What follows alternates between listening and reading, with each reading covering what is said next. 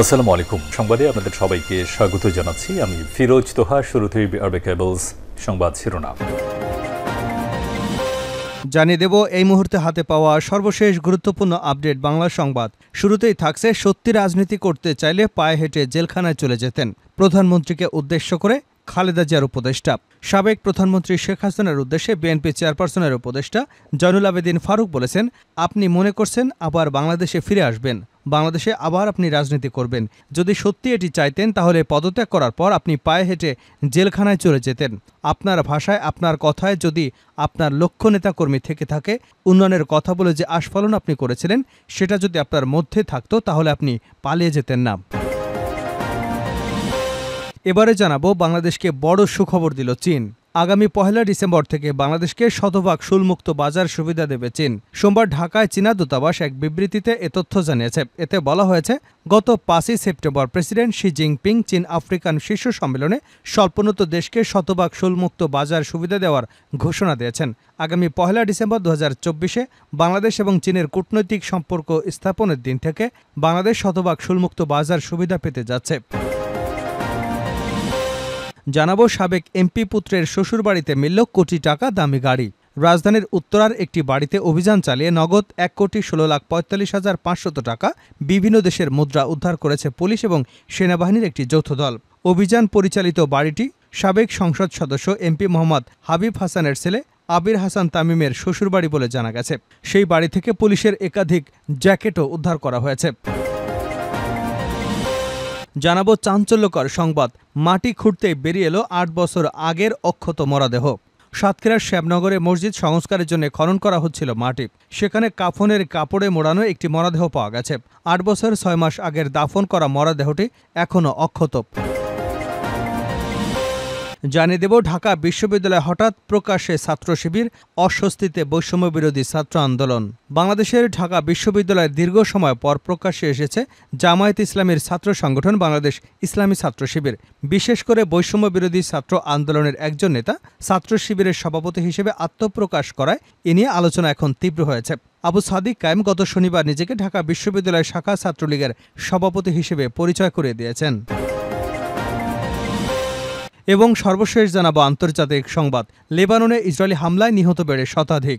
লেবাননে ব্যাপক হামলা চালিয়েছে ইসরায়েল, এতে নিহত বেড়ে শতক পার হয়ে গেছে। সোমবার আল জাজিরার এক প্রতিবেদনে এ তথ্য জানানো হয়েছে। লেবাননের স্বাস্থ্য মন্ত্রণালয় জানিয়েছে, আজ দেশ জুড়ে ইসরায়েলি হামলায় নিহত বেড়ে 100 ছাড়িয়েছে। এছাড়া ইসরায়েলি বাহিনী এ হামলায় আহত হয়েছে আরও অন্তত 4 শতাধিক মানুষ। এতক্ষণ শিরোনাম শুনছিলেন, এবার বিস্তারিত। প্রিয় দর্শক, আপনি যদি এই চ্যানেলে নতুন হয়ে থাকেন, ভিডিওটি দেখতে দেখতে চ্যানেলটি সাবস্ক্রাইব করে আমাদের সঙ্গে থাকুন। আর এই ভিডিও সম্পর্কে আপনি আপনার মূল্যবান মতামতটি কমেন্ট বক্সে জানিয়ে দিন।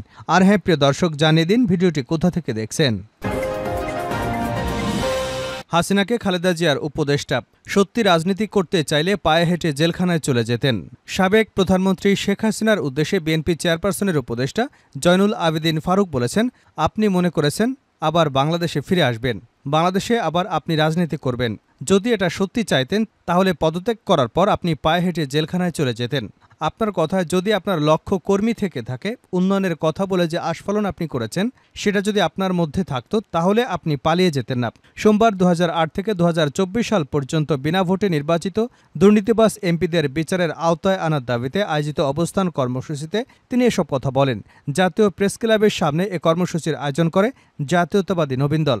জয়নুল আবেদিন ফারুক বলেন, বাংলাদেশের জনগণের এখন একটাই দাবি, আপনারা জঞ্জাল পরিষ্কার করুন, কিন্তু জনপ্রতিনিধিদের সুযোগ দিন, যারা সংসদে গিয়ে সংবিধান প্রণয়ন এবং পরিবর্তন করবে। তাই অনতিবিলম্বে একটি রোডম্যাপ দিন। জয়নুল আবেদিন আরও বলেন, ইলিশ মাছ তো পাঠালাম, আরও বেশি পাঠালে বেশি বেশি পানি ঢেলে দিতে পারত। বন্ধুবর ভারতকে আমরা প্রতিদিন বলে যাচ্ছি, বাংলাদেশের মানুষ আপনাদের কাছে গণতান্ত্রিক অধিকার, আপনাদের দেশের মতো নির্বাচন আশা করেছিল, কিন্তু আপনারা বাংলাদেশে এমন এক ব্যক্তিকে, এমন এক লোক, এমন এক দলকে সহযোগিতা করেছেন যারা 1 মিনিটের বাংলাদেশে গণতন্ত্রকে হত্যা করেছে, অসংখ্য মায়ের বুক খালি করেছে, সব নির্বাচন কুক্ষিগত করেছে, অধিকার প্রতিষ্ঠার আন্দোলনে রাস্তায় নামাদের গুলি করে মেরেছে, আবরারকে খুঁচিয়ে খুঁচিয়ে বিশ্ববিদ্যালয়ে খুন করেছে, বিশ্বজিৎকে রাজপথে কুপিয়ে হত্যা করেছে, দেশ থেকে ৯৯,০০০ কোটি টাকা লুট করে নিয়ে গেছে, মানুষের কথা বলার অধিকার কেড়ে নিয়েছে। আপনাদের উচিত ছিল শত শত মামলার আসামি শেখ হাসিনাকে বাংলাদেশে ফেরত পাঠানো। তিনি আরও বলেন, এখনও আবু সাইদ, খোকন, মুগ্ধ রক্তের গন্ধ নাক থেকে যায়নি, অথচ এরই মধ্যে আওয়ামী লীগের সহচর আমাদের প্রিয় খাগড়াছড়ি রাঙামাটিকে অস্থিতিশীল করবার ষড়যন্ত্রে লিপ্ত হয়েছে। এই ভারতকে বাংলাদেশের মানুষ কখনো বিশ্বাস করতে পারে না। আমরা আশা করেছিলাম শেখ হাসিনাকে আপনারা অবিলম্বে হস্তান্তর করবেন, কিন্তু সেই বিশ্বাস আপনারা এখনও অর্জন করতে পারেননি। যদি বাংলাদেশকে ভালোবাসেন, বাংলাদেশের মানুষকে ভালোবাসেন, তাহলে আপনাদের উচিত বাংলাদেশে যারা এখন ভারতে আশ্রয় নিয়েছে তাদের এক এক করে হস্তান্তর করা। অন্তর্বর্তীকালীন সরকারের উদ্দেশ্যে তিনি আরও বলেন, যত অস্থিরতাই তৈরি করুক আওয়ামী লীগ, তাদের কাছে অত্যাধুনিক অস্ত্র আছে, সহস্র টাকা আছে, তারা এখনও সংগঠিত হবার চেষ্টা করছে। আমাদের চোখ কান খোলা রাখতে হবে। বাংলাদেশকে বড় সুখবর দিল চীন। আগামী ১ ডিসেম্বর থেকে বাংলাদেশে শতভাগ শুল্কমুক্ত বাজার সুবিধা দেবে চীন। সোমবার ঢাকায় চীনা দূতাবাস এক বিবৃতিতে এ তথ্য জানিয়েছে। এতে বলা হয়েছে, গত ৫ই সেপ্টেম্বর প্রেসিডেন্ট শি জিনপিং চীন আফ্রিকান শীর্ষ সম্মেলনে স্বল্পোন্নত দেশ থেকে শতভাগ শুল্কমুক্ত বাজার সুবিধা দেওয়ার ঘোষণা দিয়েছেন। আগামী ১ ডিসেম্বর ২০২৪-এ বাংলাদেশ এবং চীনের কূটনৈতিক সম্পর্ক স্থাপনের দিন থেকে বাংলাদেশ শতভাগ শুল্কমুক্ত বাজার সুবিধা পাবে। এতে আরও বলা হয়েছে, ট্যারিফ কোটা ব্যবস্থাপনার সাপেক্ষে পণ্যের জন্য শুল্ক ব্যবস্থাপনা শুধুমাত্র কোটার পরিমাণের মধ্যে থাকা পণ্যগুলোর জন্য প্রযোজ্য হবে। কোটার পরিমাণ অতিক্রম করা পণ্যের মূল্য শুল্ক হারের অধীন হবে। ঢাকার সবচেয়ে বড় বাণিজ্যিক অংশীদার বেইজিং। গত অর্থ বছরে চীন থেকে $18.6 বিলিয়ন মূল্যমানের পণ্য আমদানি করে বাংলাদেশ। পরদিন বাংলাদেশ থেকে চীনে রপ্তানি হয় $676 বিলিয়ন পণ্য। প্রসঙ্গত ২০২০ সালে ৯৭% বাংলাদেশি পণ্য শুল্কমুক্ত সুবিধা পেত। ২০২২ সালে তা বাড়িয়ে ৯৮% করে চীন। শুল্কমুক্ত পণ্যের মধ্যে চামড়া, চামড়াজাত পণ্য সহ ৩৮৩টি নতুন পণ্য ছিল।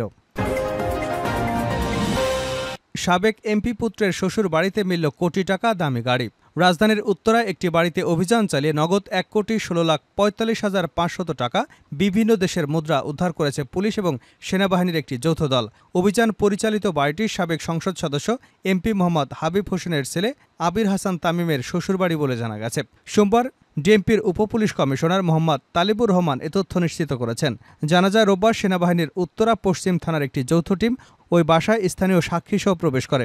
সেখানে অভিযান চালিয়ে সব টাকা, বৈদেশিক মুদ্রা এবং বিলাসবহুল গাড়ি জব্দ করা হয়। এ সময় শাহজাদা খান সাজ্জাদ, মোহাম্মদ তহিদুল ইসলাম, মোহাম্মদ সাইদুল ইসলাম নামে ৩ জনকে গ্রেপ্তার করে পুলিশ। গ্রেপ্তার ব্যক্তিদের দাবি, জব্দ সম্পদগুলো সাবেক সংসদ সদস্য মোহাম্মদ হাবিব হাসান এবং তার পরিবারের সদস্যদের।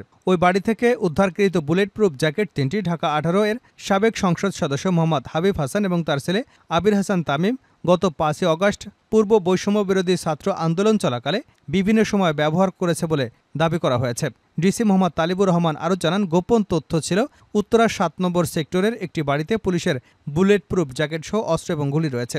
এই তথ্যের ভিত্তিতে ওই বাড়িতে অভিযান চালানো হয়।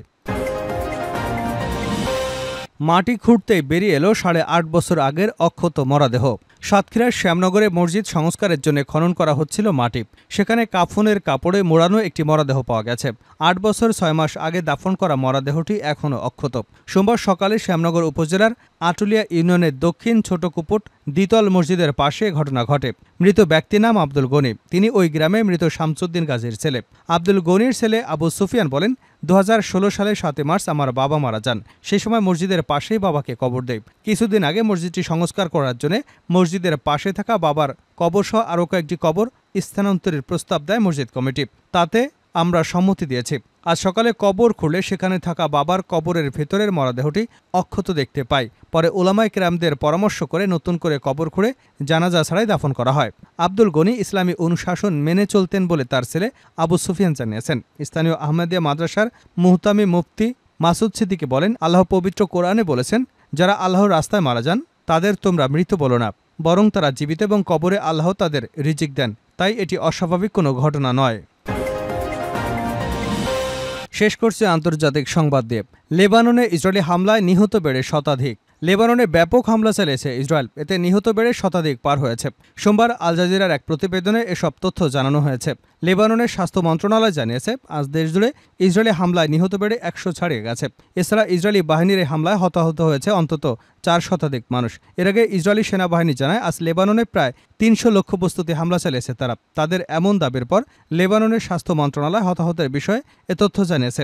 এবছর সম্প্রতি লেবানন জুড়ে ওয়াকিটকি পেজার বিস্ফোরণে ব্যাপক হতাহতের ঘটনা ঘটে। এরপর বৈরুতে ইসরায়েলি হামলায় হিজবুল্লাহর একাধিক ঊর্ধ্বতন কমান্ডার সহ ৩৭ জন নিহত হন। এরপর প্রতিশোধ নিতে ইসরায়েলের রামাত ডেভিড ঘাঁটিতে পাল্টা হামলা চালিয়েছে হিজবুল্লাহ। ফলে লেবানন এবং ইসরায়েলের মধ্যে সর্বাত্মক যুদ্ধের আশঙ্কা সৃষ্টি হয়েছে। এমন পরিস্থিতিতে সতর্কতা জারি করেছে জাতিসংঘ।